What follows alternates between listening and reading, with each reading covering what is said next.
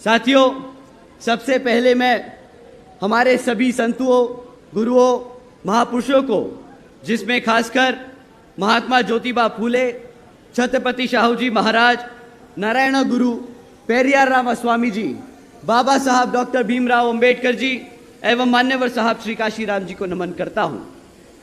साथियों, इस लोकसभा के संबंध में जरूरी बातें आप लोगों के बीच में रखने से पहले मैं बहुजन समाज पार्टी की राष्ट्रीय अध्यक्ष व उत्तर प्रदेश की 4 बार मुख्यमंत्री व पूर्व सांसद आदरणीय बहन जी के नाम से लोकप्रिय बहन कुमारी मायावती जी को भी पूरे तहे दिल से आभार प्रकट करता हूं। साथियों, जैसा कि आप जानते हैं, लोकसभा आम चुनाव चल रहे हैं और इन चुनावों में भी पहले की तरह ही यहां पर इस बार भी दुश्मन साम दाम दंड भेद का इस्तेमाल करेगा। और साथियों, दुश्मन आप लोगों को सामने से आकर वार नहीं करने वाला। साथियों, इस बार दुश्मन हमारे बीच में रहकर एक बहरूपिये के रूप में हमारे साथ हमें, हमारे समाज को, हमारे कार्यकर्ताओं को, हमारे वर्करों को गुमराह करने की पूरी कोशिश करेगा। तो साथियों, आप कैसे पहचानोगे इन बहरूपियों को?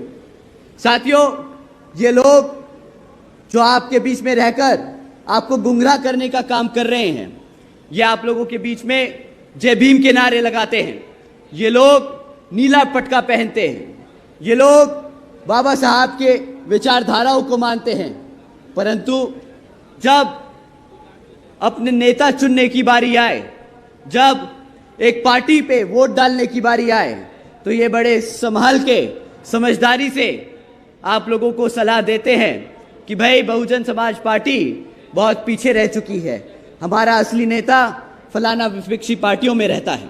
तो साथियों, अगर कभी कोई भी आप लोगों के बीच में रहकर जय भीम का नारा दे और कहे कि बहुजन समाज पार्टी हमारी पार्टी नहीं, तो साथियों समझ जाइएगा कि वो बहरूपिया, वो दुश्मन आपके बीच में आपसे बात कर रहा है।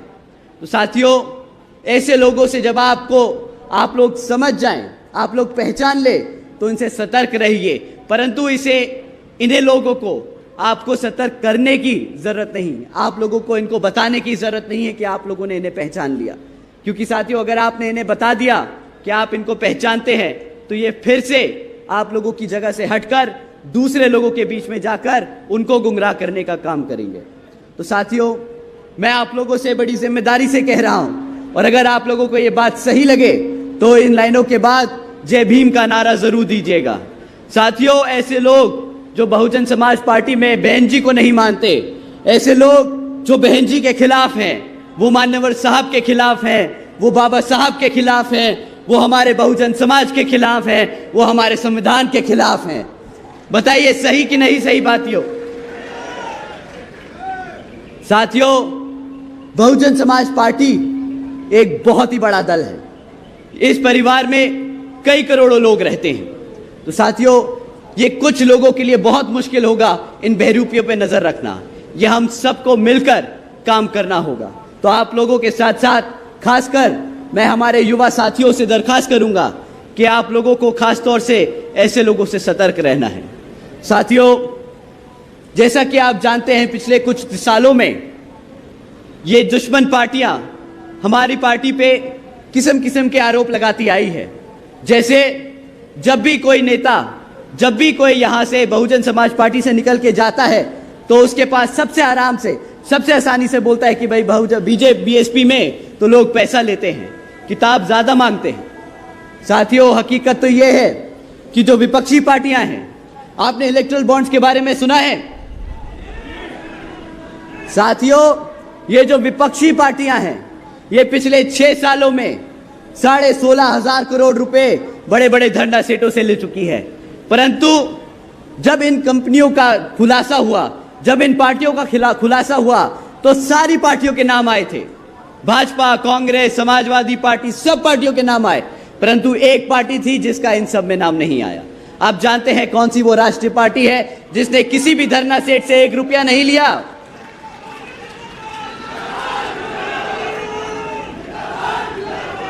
साथियों,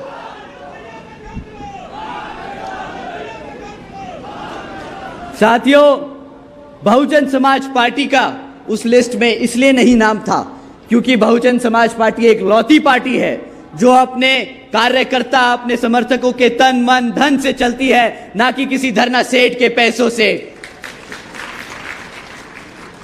साथियों, बीएसपी केवल यहां उत्तर प्रदेश में नहीं बल्कि पूरे देश में बड़े बड़े पूंजीपतियों और धरना सेठों के सहारे से नहीं बल्कि अपने लोगों, अपने समर्थकों, अपने कार्यकर्ताओं के तन मन और धन के सहयोग से चलती आई है और यहां पर चुनाव लड़ती आई है और आगे भी आप ही के तन मन और धन के भरोसे ये पार्टी पूरे देश भर में चुनाव लड़ती जाएगी।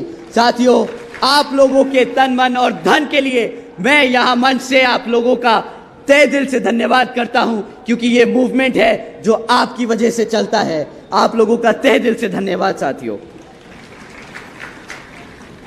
साथियों, इस लोकसभा आम चुनाव में विपक्षी पार्टियां आप लोगों के बीच में आकर तरह तरह की बात करेंगी। वो आप लोगों को मैनिफेस्टो जारी करके आप लोगों को तरह तरह के वादे सुनाएंगी। परंतु साथियों, इस बारी लोकसभा आम चुनाव में आप लोगों को वोट जो डालना है वो इन पार्टियों के रिकॉर्ड पे डालना है कि इन पार्टियों ने जब जब सत्ता में आसीन रहे तब तब इन लोगों ने हमारे समाज के लिए क्या काम किया, आप लोगों को उन पे सवाल करना है। साथियों, पिछले 10 सालों में ये भाजपा सरकार केंद्र की सत्ता में रही है, तो जब भाजपा आप लोगों के बीच में आए तो आप लोगों को उनसे सिर्फ 3 मुद्दों पे सवाल उठाने हैं: शिक्षा, सुरक्षा और रोजगार। मैं किसी जाति, धर्म या किसी जाति या धर्म के आधार पे आप लोगों से नहीं कहूंगा कि उन पे सवाल करो। हम आपसे नहीं कहेंगे कि राम मंदिर के ऊपर सवाल करो। साथियों, बाबा साहब ने हमें शिक्षा के आधार पर अपना संवैधानिक हक और उनके राजनीतिक ताकत के लिए लड़ना सिखाया था। तो हम सिर्फ शिक्षा, सुरक्षा और रोजगार के लिए बात करेंगे।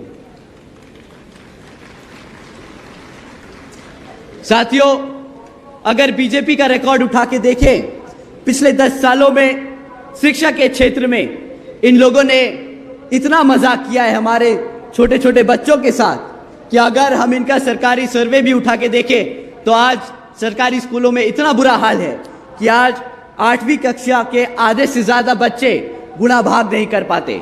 अगर आप उनसे अंग्रेजी में सवाल करें तो वो बेचारे अंग्रेजी नहीं समझ पाते। साथियों, ये तो भाजपा की शिक्षा के क्षेत्र में देन रही है। दूसरी तरफ जब आप उनको शिक्षा के क्षेत्र में घेरेंगे तो वो आपको डिजिटल इंडिया के बारे में बताएंगे। परंतु साथियों, डिजिटल इंडिया के नाम पर भी उन्होंने जो आप लोगों के साथ मजाक किया है वो भी मैं आप लोगों के बीच में छोड़ के जा रहा हूं ताकि आप उनसे सवाल उठाएं। साथियों, डिजिटल इंडिया के नाम पर 65% से ज्यादा सरकारी स्कूलों में आज एक भी कंप्यूटर की फैसिलिटी नहीं है। ये डिजिटल इंडिया बोलते हैं कि यहाँ पे युवा बच्चा, छोटा बच्चा पूरी दुनिया में सबसे बात कर पाएगा, टेक्नोलॉजी समझ पाएगा, बट वो समझेगा कैसे जब 65% से ज्यादा स्कूलों में कंप्यूटर ही नहीं है। तो साथियों, ये बहुत अच्छे पॉलिसी, बहुत अच्छे नारे देना जानते हैं, ये मार्केटिंग बहुत अच्छी करना जानते हैं, पर जब आप जमीनी स्तर पे इनके काम नापोगे तो पता चलेगा कि इन लोगों ने बातें बहुत बड़ी करी, काम के नाम पर 0 बटा लड्डू देके गए हैं। साथियों, सबसे बड़ा मुद्दा पेपर लीक होने का। मैं समझ सकता हूं कि यहां पर कितने युवा साथी हैं जो पिछले 10 सालों में कई बार सरकारी भर्तियों के लिए एग्जाम देके आए हैं और जानकर उन्हें बड़ा दुख होता है कि कुछ महीने बाद वो पेपर लीक हो गया। यहां पर कितने युवा साथी हैं जिन्होंने पेपर दिया और पेपर लीक हो गया? सभी पंडाल में लोगों ने हाथ उठा रखे हैं। साथियों, हकीकत तो ये है कि ये लोग आप लोगों के साथ सिर्फ सरकारी नौकरी देने के नाम पर मजाक और खिलवाड़ करते आए हैं। तभी साथियों, पिछले 10 सालों में आज यहां पर युवा 30% पढ़ा लिखा युवा बेरोजगार घूम रहा है। साथियों, ये नहीं कि ये नहीं दे सकते, ऐसा नहीं है कि भारत सरकार में नौकरियां नहीं है, भारत सरकार में पद खाली नहीं है। आपको जानकर हैरानी होगी साथियों कि यहां पर केंद्र की सरकार में 30 लाख से ज्यादा पद खाली पड़े हैं, जहां पर इन लोगों ने जानबूझकर वो पद नहीं भरे हैं, क्योंकि वो जानते हैं अगर उन्होंने वो पद भरे तो उन्हें बाबा साहब के दिए हुए संविधान के हिसाब से आरक्षण भी देना पड़ेगा, और वो ना आपको रोजगार देना चाहते हैं, ना वो आपको आरक्षण देना चाहते हैं। साथियों, रोजगार का इतना बुरा हाल है कि मैं आपको एक न्यूज हेडलाइन पढ़ के सुनाता हूं तो आपको समझ आएगा कि ये 30% की जो संख्या है वो कितनी बड़ी बन चुकी है। साथियों, गुजरात की एक खबर है, हमारे आदरणीय प्रधानमंत्री जी के प्रदेश से ये खबर है कि 17 लाख से ज्यादा युवाओं ने मात्र 3,500 नौकरियों के लिए अप्लाई किया था। साथियों, अगर सिर्फ 3,500 नौकरियां निकली तो उसके लिए 17 लाख बच्चों ने अप्लाई किया। रोजगार और बेरोजगारी का क्या हाल है वो इन्हीं आंकड़ों से समझ आता है। साथियों, जब हमारे बच्चे पढ़ लिख नहीं पाएंगे, जब उनके पास रोजगार नहीं होगा, तो वो आप लोगों का ध्यान किस तरीके से भटकाएंगे वो भी मैं आपको बताता हूं। साथियों, ये पिछले कुछ महीनों से सीना चौड़कर आप लोगों के बीच में मुफ्त राशन देने की बात कर रहे हैं। ये कहते हैं कि इन्होंने 80 करोड़ जनता को मुफ्त में राशन देने का काम किया है। आप लोग ही बताइए साथियों, जब 2014 में ये हम सब से वोट मांगने आए थे, जब ये जनता से वोट मांगने आए थे, तो उन्होंने वादा मुफ्त में राशन देने का किया था या सालाना 2 करोड़ नौकरी देने का किया था? आप बताइए साथियों, किसका वादा किया था? साथियों, 2 करोड़ नौकरी देने का वादा किया था, परंतु जब नौकरी नहीं दे पाए तो सोचा मुफ्त में राशन ही देके इनका मुंह बंद कर दिया जाए। साथियों, आप ही बताइए, ये जो 80 करोड़ जनता को इन्होंने मुफ्त में राशन दिया है, अब जब भारत में 140 करोड़ लोग हैं तो 80 करोड़ मौले तो आधा भारत इन्होंने भिखारी बना दिया। आधा भारत इन्होंने भिखारी बनाने का काम किया है पिछले 10 सालों में। साथियों, एक सिंपल सा, बड़ा आम सा आप लोगों के साथ मैं गणित करना चाहता हूं। ये 80 करोड़ जो राशन दे रहे हैं 80 करोड़ लोगों को, इसकी कीमत अब पता है आप लोगों को कि आपको क्या चुकानी पड़ रही है? आप जानते हैं कि 80 करोड़ जनता को जो मुफ्त राशन मिलता है, इसकी कीमत आप लोग क्या चुकाते हो? हमारी माएँ जो यहाँ बैठी हैं, आप लोगों से मैं दरख्वास्त करूंगा कि ये आप जरा गुना भाग बड़ी ध्यान से सुनिएगा। साथियों, महीने में कितने का राशन आप लोगों को मुफ्त में मिलता होगा? बताइए। 5 किलो?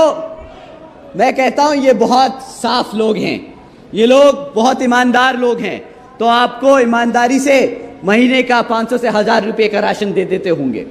साथियों, साल के हिसाब से अगर ये करें तो ये 6 से ज़्यादा, 6,000 से 12,000 से ज़्यादा का राशन नहीं बनता। 6,000 से 12,000 रुपये का राशन नहीं बनता साल का। परंतु हमारी माँ यो जहाँ बैठी हैं, माँ आप ज़रा सुनिएगा कि अगर आपके लड़के की क्लास 4 की सरकारी नौकरी लगती तो वो महीने का कम से कम 20,000 रुपया तो कमाता ना? बता माँ, 20,000 रुपया तो कमाता ना? माँ, वो आपका लड़का साल का 2.5 लाख रुपया आपके घर में ला के रखता, जहां पे ये आपको 6,000 या 12,000 रुपये का राशन देते हैं। ये 12,000 रुपये के राशन पे जो 2.5 लाख का चूना आपको लगा रहे हैं, तो इस बारी साथियों, जिस थैले में भर के इन्होंने आपको राशन दिया था, वही थैला इनको थमाकर खाली कर कर इन्हें वापस भेज देना और बता देना कि मेरा वोट मेरे हाथी के साथ है, मेरा वोट मेरी बहन जी के साथ है।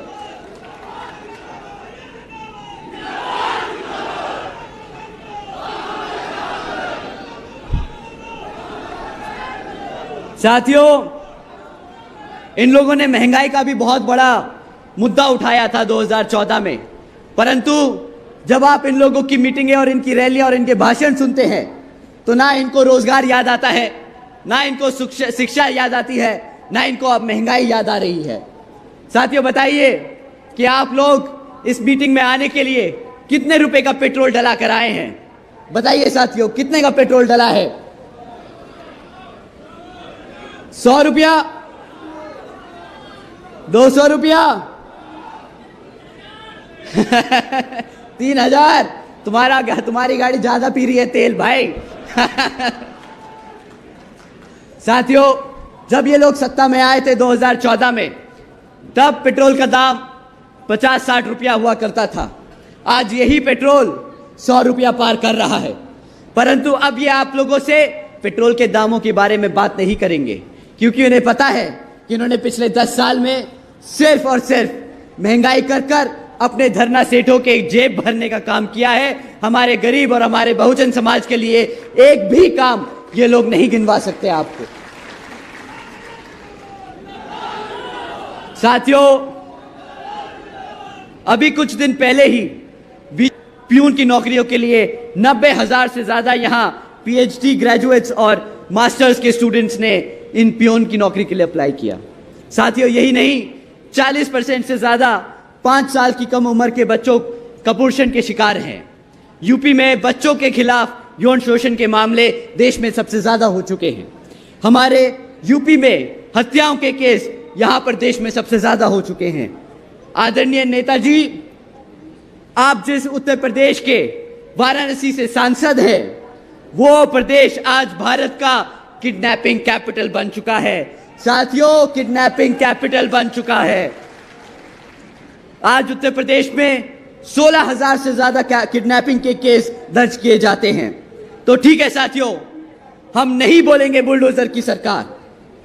आप लोग जो यहां की सरकार को तरक्की की सरकार बता रहे थे, उसको हम बदतमीजी और गद्दारी की सरकार कहते हैं। बदतमीजी और गद्दारी की सरकार कहते हैं। साथियों, जो सरकार अपने बच्चों को भूखा रखे, जो सरकार अपनी बहन बेटियों पर अत्याचार होने दे, जो सरकार युवाओं को बेरोजगार रखे, जो सरकार अपनी आवाम को मुफ्त के राशन के नाम पर गुलाम बनाकर रखे, वो सरकार। साथियों, 2 करोड़ नौकरी का वादा देकर युवाओं के साथ जो धोखा किया, वो मत भूलिएगा वोट डालते वक्त। अग्निवीर योजना चलाई थी, उसके नाम पर भी जो मजाक किया है वो भी मत भूलिएगा, क्योंकि मुझे पता है यहां से हजारों बच्चे आर्मी और पैरामिलिट्री फोर्सेस के लिए अप्लाई करते हैं। तो जब वो अग्निवीर योजना आई थी तो कितने लोगों को लाठी पड़ी थी, मुझे पता है। हमारे युवा साथियों को जब वो लाठी पड़ी थी तो क्या उन पे बीत रही थी। तो डालते वक्त वोट वो याद रखना साथियों। साथियों, जब इन्होंने हमें शिक्षा के क्षेत्र में पढ़ने नहीं दिया, जब इन्होंने हमें रोजगार नहीं दिया, तो हमें हमारे रिजर्वेशन से भी हमें दूर कर दिया। नोटबंदी का बात भी किया था इन्होंने, कहा था विदेशों से काला धन लेके आएंगे और हर एक व्यक्ति को 15 लाख रुपए देने का काम करेंगे। आए 15 लाख साथियों आप लोगों के खातों में? नहीं आए ना 15 लाख। आपको पता है आपके साथ क्या हुआ है पिछले 10 सालों में? 15 लाख का वादा किया था। आपको पता है आपकी यूपी सरकार के ऊपर कितना कर्जा है? आप लोग जानते हैं कि जब जब यहां यूपी में एक एक बच्चा पैदा होता है तो आज वो 3.5 लाख कर्जे के साथ पैदा होता है। इतना सरकार ने कर्जा ले लेके यहां की जनता को भिखारी बना दिया, गरीब बना दिया। तो साथियों, इन लोगों से सवाल करना, साल के 12,000 रुपए के बदले 2.5 लाख का चूना, 2 करोड़ नौकरियों के नाम पर डंडे मारना और महंगाई के नाम पर सब्सिडी देना, हमें नहीं चाहिए ऐसी भारत की सरकार। ये कोई विकसित भारत नहीं, ये कोई विकसित भारत नहीं साथियों। इसी क्रम में समाजवादी पार्टी भी आप लोगों के बीच में आकर आपसे वोट मांगने का काम करेगी। परंतु साथियों, ये वो पार्टी है जिस समाज ने इनको एक तरफा वोट डाला था 2022 में। आप जानते हैं किस समाज की बात कर रहा हूं मैं? आप जानते हैं किस समाज की बात कर रहा हूं मैं? साथियों, हमारे मुसलमान भाइयों ने इन्हें एक तरफा वोट डाला 2022 के इलेक्शन में। परंतु पिछले 2.5 साल से जब जब हमारे इस समाज पर अत्याचार हुआ, इन लोगों के नेता मुंह पर टेप लगाकर अपने घरों में बंद बैठे रहे। इनकी हिम्मत नहीं हुई कि हमारे समाज के लिए ये खड़े होकर लड़ सके साथियों। परंतु जब रिजर्वेशन इन प्रमोशन का बिल राज्यसभा में आया तो इनके मुंह से वो टेप उतर गई। ये राज्यसभा पहुंच गए और वो बिल फाड़ने का इन्होंने सबसे पहले काम किया। आप बताइए, ऐसी पार्टी को वोट देने लायक है कि नहीं? आप ही बताइए।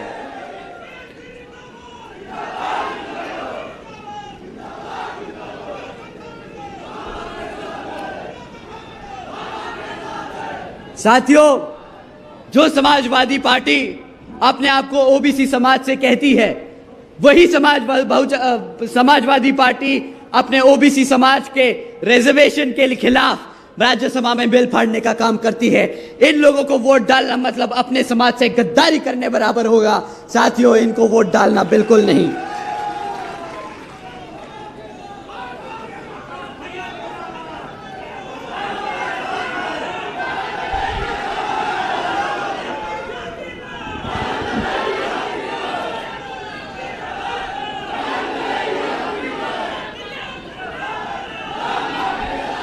साथियों, गठबंधन के दौर से समाजवादी पार्टी के साथ साथ 2% की वोट रखने वाली पार्टी भी आप लोगों के बीच में आएगी। वो हाथ दिखाने वाली पार्टी है ना, जो हाथ दिखाती है, क्या नाम है, कांग्रेस पार्टी भी आप लोगों के बीच में आएगी। वो आजकल कह रही है कि हम अपने सभी SC ST OBC व पिछड़े समाज को रिजर्वेशन देने की पूरी कोशिश करेंगे। साथियों, उनसे कोई पूछे कि भाई पिछले 60 साल से जब आप सत्ता में थे तब आपको अपने Bahujan Samaj, SC ST OBC समाज, पिछड़ा समाज नहीं याद आया। आज इस पार्टी का अस्तित्व खतरे में है तो इसे आपकी याद आ रही है। साथियों, इनको अब आपकी याद आ रही है। जब इन्होंने आपको सही समय पे मदद नहीं करी तो इनको भी नहीं बनता आप लोगों के सामने आए। तो जब ये हाथ लेकर आप लोगों के सामने आए तो उस हाथ में खाली एक चवन्नी पकड़ा देना और बोल देना, ये लो हमारी तरफ से तुम्हें दक्षिणा, जाओ अपने घर।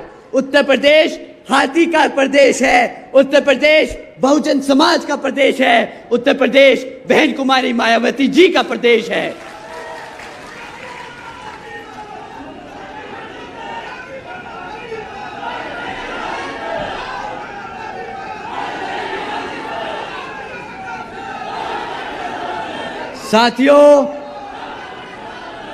साथियों, बहुजन समाज पार्टी एक लौती पार्टी है जिसने हर समाज को सम्मान देने का काम किया है। आप सब ने देखा किस तरह बीजेपी ने क्षत्रिय समाज और मुस्लिम समाज का अपमान किया है, लेकिन आपकी नेता ने गाजियाबाद से गाजीपुर तक किस तरह क्षत्रिय और मुसलमान समाज को सम्मान देने का काम किया है वो आप लोगों ने देखा है। आप लोगों ने देखा है किस तरह हमने किस किस समाज से यहां पर प्रत्याशी उतारने का काम किया। साथियों, अगर मैं इनकी विफलताएं गिनाने बैठूंगा तो शाम की जगह कल सुबह हो जाएगी, परंतु इनकी गिनती नहीं खत्म होगी। मैं आपसे बहन जी के कामों के बारे में बात करना चाहूंगा। साथियों, जो नीतियां मैं आप लोगों को बता रहा हूं, उन्हीं नीतियों पर चलकर आगे बहन जी पूरे देश में जब प्रधानमंत्री बनेंगी तो पूरे देश में इन नीतियों पर चलकर सर्व समाज में से बहुजन समाज के साथ साथ सब गरीब और जरूरतमंद लोगों की मदद करने का काम करेंगी। साथियों, जैसा कि आप जानते हैं 2007 से 12 की शासनकाल में बहन जी ने उत्तर प्रदेश में पूर्ण बहुमत से सरकार स्थापित की थी और इस सरकार के तहत जो बहन जी ने काम किया उसे हम बहन जी के गवर्नेंस मॉडल को कहते हैं, बहन जी मॉडल ऑफ गवर्नेंस कहते हैं।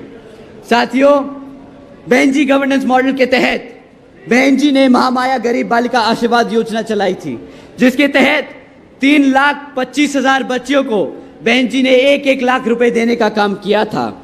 साथियों, इस योजना के तहत देश में पहली बार एक गरीब घर के अंदर, गरीब घर में एक लखपति बच्ची पैदा हुई थी बहन जी की देन से। साथियों, बहन जी ने इसी क्रम में सावित्रीबाई फुले बालिका आशीर्वाद योजना चलाई थी, जिसके तहत 7 लाख से ज्यादा बच्चियों को 12वीं तक की शिक्षा फ्री करने की बहन जी ने सुविधा दी थी।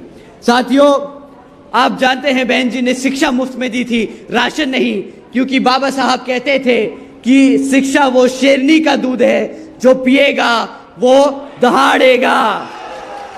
तो साथियों, बहन जी ने इस योजना के तहत प्रदेश की हर एक बच्ची को शेरनी बनाने का काम किया, ताकि जब वो पढ़ लिख कर बढ़े तो वो इस प्रदेश में नहीं पूरे देश में दहाड़े, पूरे देश में दहाड़े।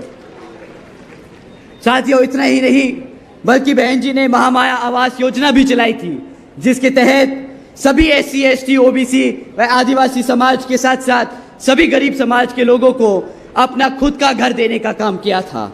साथियों, बहन जी ने इस योजना के तहत 12,500 करोड़ अपने सभी जरूरतमंद लोगों को घर पे खर्चा कर उनको खुद का घर देने का काम किया।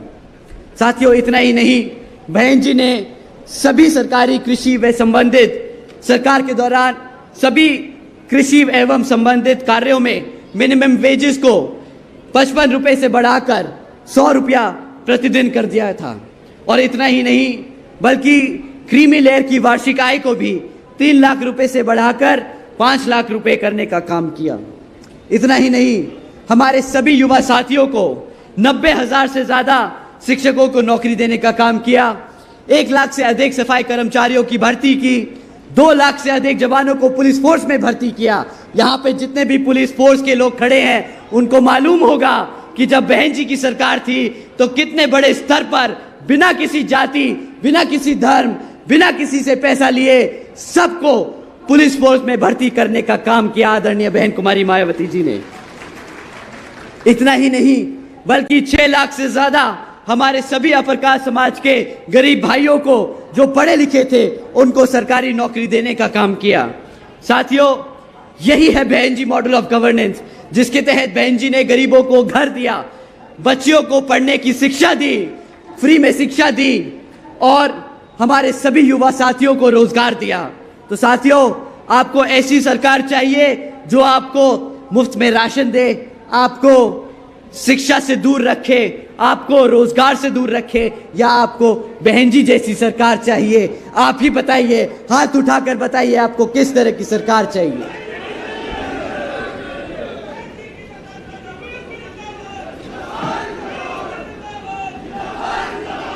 साथियों, मैं आपसे यही खास अपील करता हूं कि इस समय आप लोग आपस के मनमुटाव, झगड़ों को एक तरफ कर कर यहां हमारी तरफ से जो बहन जी ने प्रत्याशी आप लोगों को दिए हैं, आप उनको आने वाले लोकसभा आम चुनाव में भाती के सामने वाला बटन दबाकर भारी वोटों से जिताने का काम करें।